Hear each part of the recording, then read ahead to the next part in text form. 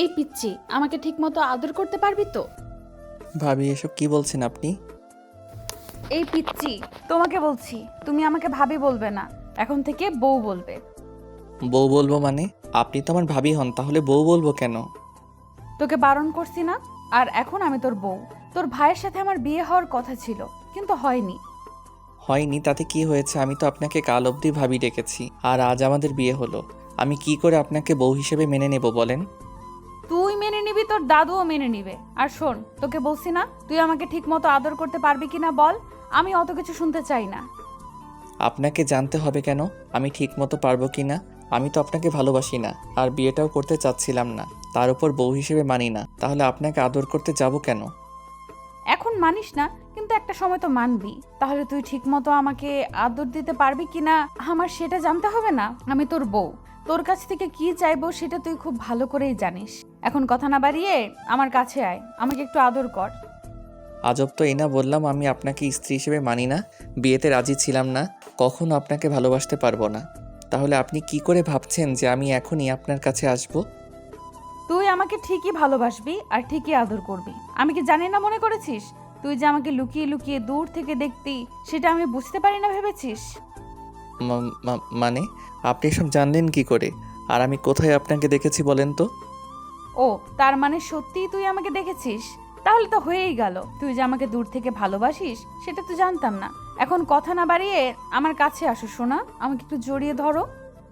ভাবি আমি এসব করতে পারবো না, তাছাড়া আমি আপনাকে ভাবি হিসেবে ডেকে এসেছি, সেখানে আজকে হুটহাট করে বিয়ে করে নিয়ে কিভাবে বউ হিসেবে মেনে নেব? তার উপর জড়িয়ে ধরবো মানে? এসব কি উল্টাপাল্টা কথা বলছেন? আমার দ্বারা এসব সম্ভব হবে না। ওরে আমার ভালো ছেলে রে, কি সব ন্যাকামি দেখাচ্ছে। শোনো, ছেলেদের আমাকে ভালো করে চেনা আছে। প্রথমে ন্যাকামি দেখায়, পরে মেয়েদেরকে দেখলে তাদের শরীরটাকে কাছে পেলে খুব করে আদর করে। আমি খুব ভালো করে জানি। আর আমি তো এখন তোমার বউ। একটা না একটা সময় তুমি ঠিকই আমাকে ভালোবাসবে আর ঠিকই কাছে আসবে। কতদিন নিজের বউয়ের থেকে দূরে থাকতে পারো, আমিও সেটাই দেখব। দেখেন, আপনি যদি আমাকে অমনটা ভেবে থাকেন তাহলে সেটা আপনার ভুল ধারণা। আমি কখনো আপনার সাথে এসব করব না। আর আপনি কি করে ভাবলেন আমি যেখানে বিয়েতে রাজি ছিলাম না সেখানে আপনাকে বউ হিসেবে মানব? কি করে মেনে না নাও আমি দেখব। আর আমি কি দেখতে বাজে নাকি আমার মধ্যে কিছুর কমতি আছে যার জন্য তুমি আমাকে ভালোবাসতে পারবে না? তার উপর আমি কি তোমার ভালোবাসাটা পাওয়ার যোগ্য না? নাকি এমন কোনো বাজে কাজ করেছি যার জন্য তুমি আমাকে মানতে পারবে না? রুহির কথায় ঈশান একদম স্তব্ধ হয়ে গেল আর চুপচাপ মাথাটা নিচু করে রাখলো। তখন রুহি এগিয়ে এসে ঈশানের মুখের দুই পাশে হাত দিয়ে তারপর ওর কপালে আলতো করে একটা চুমু দিয়ে বলতে লাগলো, আচ্ছা পিচ্চি বর, সমস্যা কি? এটাই যে আমি তোমার থেকে 2 বছরের সিনিয়র? না মানে আসলে সত্যি তো সেটা নয়, তাহলে কি সমস্যা বলো? তোমার সময় লাগবে আমাকে ভালোবাসতে, আমি তোমার জন্য অপেক্ষা করব। তুমি সেটাও করতেছো না। তুমি বলতেছো বিয়েতে রাজি ছিলে না, তুমি আমাকে ভালোবাসতে পারবে না, আর বউ হিসাবেও মানো না। এমনটা বললে আমি কি কষ্ট পাই না বলো?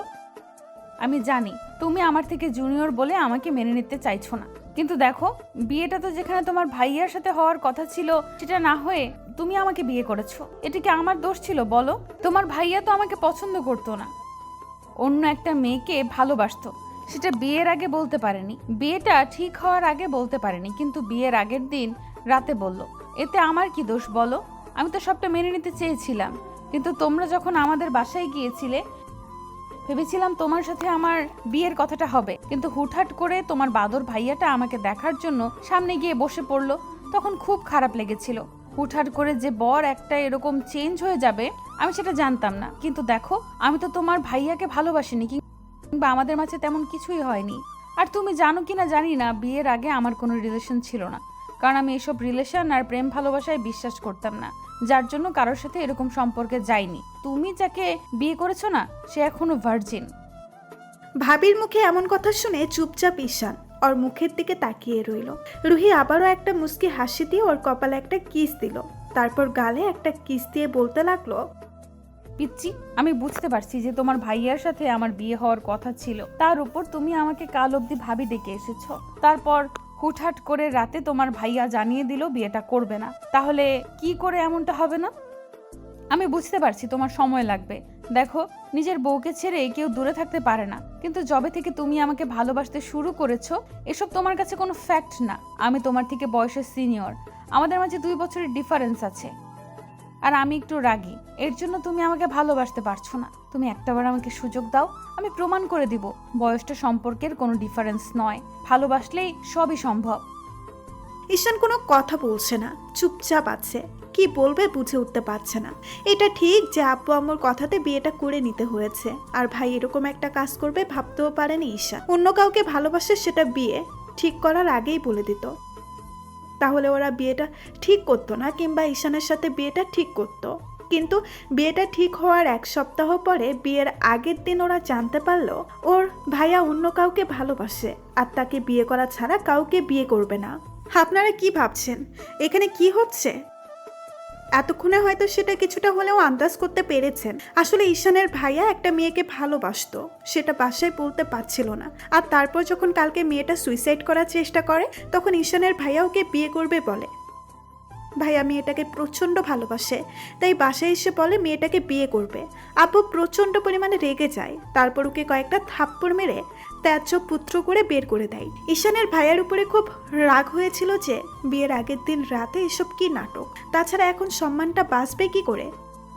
তো ভাগ্য ওর 2 ভাই ছিল, যার জন্য আব্বু ওর সাথে রুহির বিয়েটা দিয়েছে, না হলে কি একটা কেলেঙ্কারি হয়ে যেত। ঈশানের এটা ভাবতেও ভালো লাগছে যে আব্বু সম্মানটা বাঁচাতে পেরেছে। আবার পরক্ষণে মনে হচ্ছে যে বিয়েটা ওর ভাইয়ার করার কথা ছিল সেটা ওকে করে নিতে হয়েছে, তাই হয়তো মানতে কষ্ট হচ্ছে। তার উপর রুহির বাসায় যখন জানতে পেরেছিল এরকম কিছু ঘটেছে, তখন রুহির আপু প্রচন্ড পরিমাণে সিনক্রেট করেছিল। ঈশানের আপু এক প্রকার ওনার হাতে পায়ে ধরার মতো অবস্থা হয়ে গেছিল।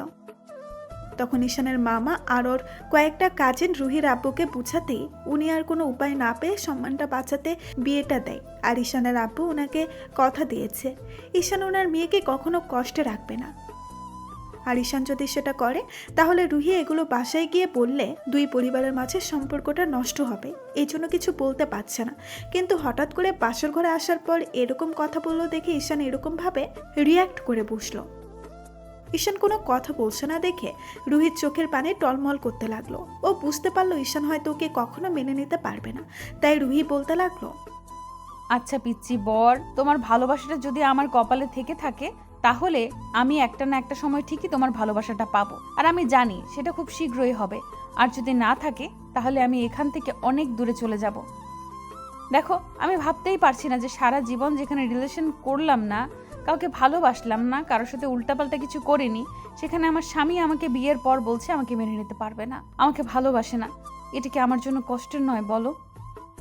রুহি বেশ কিছুক্ষণ কান্না করলো। তারপর একটা সময় বালিশ আর চাদর নিয়ে যখনই সোফায় শুতে যাবে তখন ঈশান বলতে লাগলো, আসলে আপনি ওদিকে কোথায় যাচ্ছেন? বিছানায় শুয়ে পড়ুন। যে কপালে স্বামীর ভালোবাসাটা নেই সে কপালে এক বেডে শেয়ারের চিন্তাটা কি করে থাকতে পারে? তুমি শুয়ে পড়ো, আমি এখানে মানিয়ে নিতে পারবো। আজকে থেকে না হয় এটাই আমার বেড হয়ে গেল। যেদিন জানতে পারবো তুমি আমাকে কখনো ভালোবাসতে পারবে না, সেদিন এখান থেকে অনেক দূরে চলে যাব। রুহি কয়েকটা দিন ঈশানের উপরে রাগ করে থাকলেও তারপর ওকে ভালোবাসা দেখানোর চেষ্টা করত। ভাবতো যে একটা সময় ঈশান ওকে মেনে নিবে আর ভালোবেসে ওকে বুকে জড়িয়ে নিবে। তাই রুহি ঈশানের প্রতি প্রচণ্ড পরিমাণে ভালোবাসা দেখাতো। আর রুহি আব্বু আম্মুকে এত বেশি সম্মান করত, এত বেশি ভালোবাসতো, কেয়ার করত, যার জন্য ওরা ভুলে গিয়েছিল ওদের একটা মেয়ে নেই। 1 মাসের মধ্যে রুহি ও আব্বু আম্মুর প্রচণ্ড পরিমাণে প্রিয় পাত্রী হয়ে উঠল। আম্মু মাঝে মধ্যে খেয়াল করেছে রুহি প্রায় মন খারাপ করে থাকে আর কেমন যেন সবসময় কান্নাকাটি করে। আম্মু যতবার ওকে রুমে একা থাকতে দেখেছে যে রুহি একা একা চোখের পানি ফেলে। আম্মু যতবার ওকে জিজ্ঞাসা করেছে কি হয়েছে, রুহি বিষয়টা এড়িয়ে যাওয়ার চেষ্টা করেছে। কিন্তু আমি বুঝে গেছি যে ওদের মাঝে সম্পর্কটা কেমন। যেহেতু ঈশানের ভাইয়ের সাথে রুহির বিয়ে হওয়ার কথা ছিল, সেখানে ছোট ছেলের সাথে বিয়ে হলে কি করে মেনে নেবে, কিংবা ওকে মেনে নেয়নি বলে এরকম হচ্ছে। আম্মু ভেবেছে ঈশানের সাথে কথা বলবে। তো সেদিন রাতে ঈশান বাসায় আসলে তারপর আব্বু আম্মুর সাথে খাওয়া দাওয়া করে রুহি খাবার টেবিলটা পরিষ্কার করতে লাগলো। তখন ঈশান রুমে চলে যেতেই আম্মু গিয়ে দেখে ঈশান রুমে শুয়ে আছে। আম্মু গিয়ে ঈশানের সামনে গিয়ে দাঁড়াতেই ও উঠে বসে আর বলতে শুরু করে, আম্মু তুমি কিছু বলবে? বলার তো আছে অনেক কিছুই, কিন্তু তুই যে বুঝতে পারবি না বললে আমি সেটা খুব ভালো করেই বুঝতে পারছি। কি বলবে বলো? আমি তোমার সব কথা শুনবো। তুমি এমন করে আমাকে বলতেছো কেন? আমি কি তোমার কোনো কথা রাখি না বলো? তোর আব্বু, আমি কিছুদিন যাবৎ দেখছি রুহি সব সময় মন খারাপ করে থাকে। যখন একা রুমে থাকে আমাদের চোখের আড়াল থাকে। আমি প্রায় দেখেছি ও কান্নাকাটি করে আর এত বেশি কষ্ট পায়, যার জন্য আমি বুঝে গেছি তোমাদের সম্পর্কটা কেমন। আব্বু, একটা কথা বলো তো, তুমি কি ওকে এখনো ইগনোর করো? এখনো দূরে সরিয়ে রেখেছো? দেখো আব্বু, বিয়েটা হুটহাট করেই হয়েছে। তোমার ভাইয়ার সাথে ওর বিয়ে হওয়ার কথা ছিল, কিন্তু সেখানে তোমার সাথে হয়েছে। তুমি তো একটা সময় বিয়েটা করতেই। তার উপর তোমার ব্রেকআপ হয়ে যাওয়ার পর থেকে আমি দেখছি তুমি সবসময় মন খারাপ করে থাকো। কিন্তু যবে থেকে রুহি তোমার ভাবি হয়ে আসবে বলে পরিচয় হয়েছে, তবে থেকে তুমি ওর সাথে বেশি হাসি হাসি করে কথা বলতে। ভাবি বলতে এটা ঠিক আছে, কিন্তু এখন তো তোমার বউ হয়েছে, তাহলে তাকে মেনে নিতে পারবে না কেন? ওকে এমন অন্যায় করেছে যার জন্য তুমি ওকে এমন করে কষ্ট দিচ্ছ। একটা মেয়ে তোমাকে ভালোবেসে কষ্ট পাচ্ছে আর তুমি তার কষ্টটাকে আরো বাড়িয়ে দিচ্ছ। তুমি তো একটাবার ওকে একটু মেনে নেওয়ার চেষ্টা করতে পারো। ভালোবাসতে না পারলে স্ত্রীর অধিকারটা তো দিতে পারো। ভালোবাসা না থাকলে কি মানুষ সংসার করে না? তুমি সেটাও করছো না। মেয়েটা কেন কষ্ট পাবে না বলো? আম্মু, আমি আর কিছু শুনতে চাই না। আমি তোমাকে কি বোঝাতে চেয়েছি তুমি সেটা বুঝতে পেরেছো তো? ঈশান মাথা নেড়ে হ্যাঁ সূচক উত্তর দিলেই আম্মু ওকে আরো কিছুক্ষণ বুঝিয়ে তারপর চলে গেল। আধ ঘন্টা পর রুহি রুমে এসে দেখে ঈশান বেডে শুয়ে আছে। তখন রুহি বালিশের চাদর নিয়ে সোফার দিকে যেতে গেলেই ঈশান ওর হাত ধরে ফেলে। রুহি ওর দিকে অবাক চোখে তাকায়, তারপর হাতটা ছাড়িয়ে নেওয়ার চেষ্টা করে বলে, কি হলো? হাত ধরলে যে? আমার ঘুম পাচ্ছে, আমি ঘুমাবো, যেতে দাও আমাকে। অনেক তো সোফায় ঘুমালেন, এখন কি স্বামীর বুকে একটু মাথা রাখতে পারেন না? নাকি এখনও তার ভালোবাসাটা পাওয়ার ইচ্ছা নেই আপনার? ঈশানের কথা শুনে রুহি প্রচন্ড পরিমাণে অবাক হয়ে ওর দিকে তাকিয়ে রইল। তখন ঈশান একটা মুচকি হাসি দিয়ে বিছানা ছেড়ে উঠে তারপর ওর হাত থেকে বালিশ আর চাদরটা নিয়ে রেখে তারপর ওর মুখের পাশে হাত রাখলো। রুহি কেমন যেন অবাক চোখে ওর দিকে তাকিয়ে আছে। ঈশান আলতো করে ওর কপালে একটা কিস করে, তারপর ওকে বুকের সাথে আলতো করে জড়িয়ে ধরতে রুহি কেমন শান্ত হয়ে গেল। কিছু বলার আগে রুহি ফুপিয়ে কান্না করে দিল। ও বুঝতে পারছে যে ঈশান হয়তো ওকে এখন মেনে নেবে। ঈশান ওকে আরো শক্ত করে জড়িয়ে ধরলো আর বলতে লাগলো, কি হয়েছে আমার পাগলি বউটার? এখন তো তাকে মেনে নিয়েছি, তাহলে এখন সে কান্নাকাটি করছে কেন? নাকি আমার ভালোবাসাটা তার কাছে খুব বেশি তুচ্ছ লাগছে? ঈশান কথাটা বলে শেষ করতে পারলো না, তার আগেই রুহি ও শার্টটা দুই হাতে শক্ত করে খামছে ধরলো আর ফুপিয়ে কান্না করে উঠল। এই দিনটারই অপেক্ষা করছিলাম, জানো তো। আমি ভয় পাচ্ছিলাম যে তুমি আমাকে কখনো ভালোবাসবে কিনা, কিন্তু আমার আত্মবিশ্বাস ছিল যে আমি আমার স্বামীকে যতটা ভালোবাসি, যতটা নিজের করে পেতে চাই, উপরওয়ালা হয়তো একদিন ঠিকই আমাকে তার কাছে ফিরিয়ে দিবে। আর আজকে সেটাই হয়েছে। তাহলে এভাবে কান্নাকাটি করতেছো কেন? নাকি আমার ভালোবাসাটা তোমার কাছে ভালো লাগছে না? আমি তোমাকে জড়িয়ে ধরেছি বলে তোমার খারাপ লাগছে? এটা কষ্টের কান্না নয়, আনন্দের। তুমি সেটা বুঝতে পারো না, কোনটা কষ্টের আর কোনটা আনন্দের কান্না সেটা তোমার বোঝার বয়সটা এখনো হয়নি নাকি পিচ্চি বর? আপনি আমাকে বুঝিয়ে দিবেন তাহলেই হবে, নাকি আপনার স্বামীকে আপনি শিখিয়ে পড়িয়ে নিতে পারবেন না? এখন থেকে আমি তোমাকে কিছু শিখাবো না, তুমি আমাকে শিখিয়ে দেবে। তুমি ভাবো হয়তো সিনিয়র কাউকে বিয়ে করলে, তাকে বউ হিসেবে পেলে সে হয়তো তোমাকে অনেক বেশি শাসন করবে, অনেক বেশি রাগারাগি করবে তোমার উপর, তাই না? আমি তোমার উপর একটুও রাগ করব না, অভিমান করব না। তুমি যদি আমার উপর রাগ করো, আমি কান্না করে দিয়ে তোমাকে জড়িয়ে ধরবো, দেখবো তুমি কি করে আমার উপর রাগ করে থাকতে পারো। তাই? আচ্ছা ঠিক আছে পাগলি, কান্না করতে হবে না। এখন থেকে তোমাকে একটু কষ্ট দিব না। দেখো, আর অনেক কষ্ট দিয়েছি, এখন থেকে শুধু ভালোবাসবো। তাহলে আদর করো, দেরি করতেছো কেন? আমি তো তোমার স্পর্শ পাওয়ার জন্য এই একটা মাস যাবৎ ব্যাকুল হয়ে আছি। তাই? তাহলে দেখাচ্ছি কি করে আদর দিতে হয়। রুহি ঈশানকে খুব শক্ত করে জড়িয়ে ধরলো। লজ্জায় তখনই ঈশান ওকে ছাড়িয়ে নিয়ে তারপর কোলে তুলে নিল। রুহি ভয়ে ওর গলাটা জড়িয়ে ধরে রাখলো। এই যে ভাইয়া এবং আপুরা, এরপর হয়তো কি হতে যাচ্ছে আপনাদের বুঝতে আর বাকি নেই, তাই ভুলেও কিন্তু আর জানার চেষ্টা করিয়েন না।